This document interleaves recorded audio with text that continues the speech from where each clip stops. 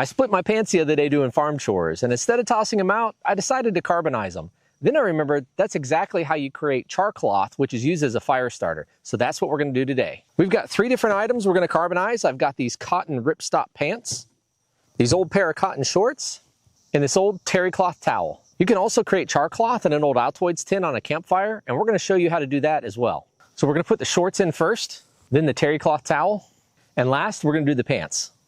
Time to seal it up. This Altoid tin is going to mimic these same conditions. We've got cloth on the inside. We're going to seal it up. We've got a hole in it.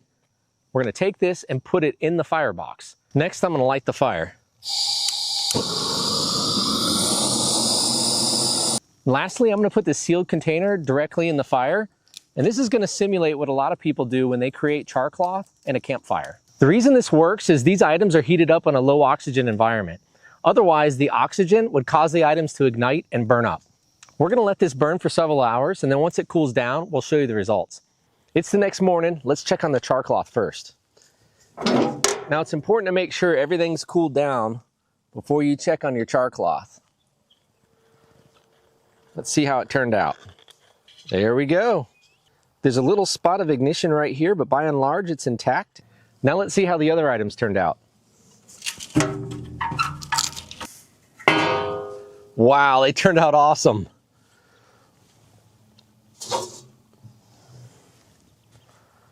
Here are the shorts. It shrunk a little bit, but it really maintained its form. And you can actually see the stitching pattern a lot better. That's a little bit more pronounced than it was previously. We're going to try to unfold them.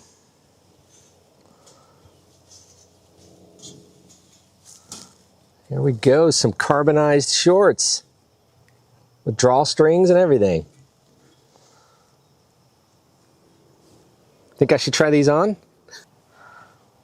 Let's see how brittle these are, if I can get my arm through them. Oh yeah, it's just tearing.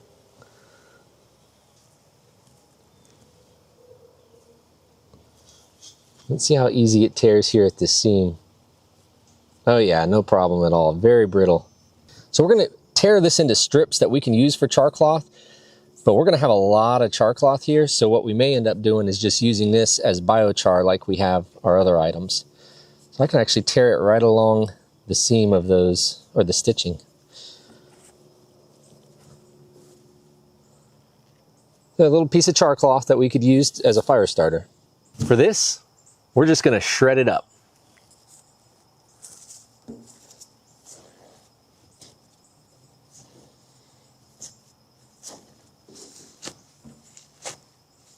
Next up is the terry cloth towel that we chose, and we picked it because of the holes that it already had in it. And after carbonization, there's a lot of detail that's really popping and standing out. You've got the individual threads that we could see even here on the seam. And that makes sense because this is an item that's 100% cotton and is mostly carbon. So there wasn't a lot that had to off-gas and leave. So it maintained its shape. I'm going to try to unfold it and see if I can lay the whole thing out.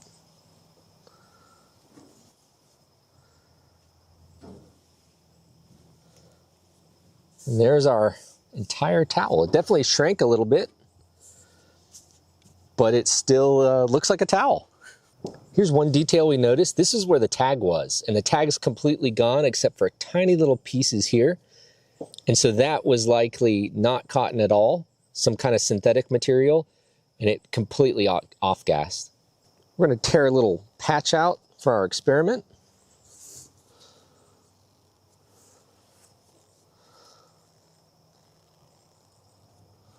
There we go, we'll save that. This is definitely a lot lighter than a regular towel. So I'm gonna shake it and see if it kind of breaks and falls apart. We'll see how fragile it is. It's actually holding up together. But let's see how easy I can tear it. It's easy to tear. But what I'm gonna do is just shred this up and we'll use it in our garden. Puts a whole new meaning to terry cloth. All right, here are the pants that we carbonized, and lots of really cool things going on here. First of all, the rivets just stand out a lot more. And I believe they had some kind of coating on them that's completely burned off. You can see that here with the button. They used to look kind of a gold color. Now it's more of a silver color. And then down here along the zipper, there must have been some plastic and other material, but there are the pieces of the zipper. So whatever was holding the metal pieces of the zipper together has vaporized in that heat, but it left behind the metal. So like the other items, there's a surprising amount of detail that stayed. You can see where the original tear was when I split my pants, falling into a ditch, by the way. You can see where it was frayed here along the top and on the edges of the pocket. You can even see where there was dirt on these jeans. So what we learned from today's experiment is cotton holds up really well. We'll have to try other materials like wool or silk. I'm gonna see if I can unfold this like we did the towel. We got one of the belt loops fell off. It's sticking together. Oh, because of the leather. Well, this was a little leather patch that went on the edge of the pockets. And then you can see the outline here of the pocket. And what that is whatever material was lining that pocket is different than this cotton. It might have had some synthetic material in it because it feels a little bit firm and flaky. Not sure what this is from, but you can see some kind of material right here. Maybe there was more leather or something on that pocket. Yeah, so you had a pocket here and a pocket here. And whatever that liner was, it had some other material that ended up melting and infusing together. So that's a big old chunk of carbon now. We'll rip a little test patch here.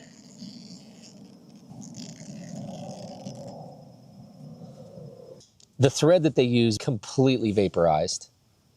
And you can even see the holes where the thread used to be. We're going to tear this up into strips.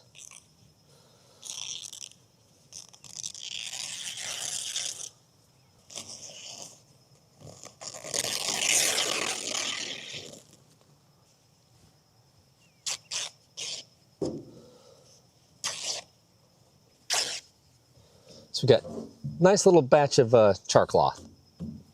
My old farm pants.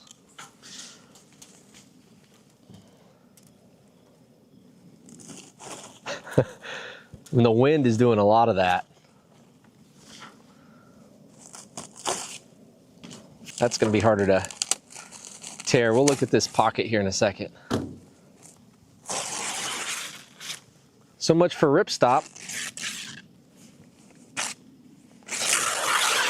Not stopping those rips. Let's look at this pocket a little bit more. Yeah, so definitely the liner. I don't know what the liner was made out of. But I mean, that's pretty hard.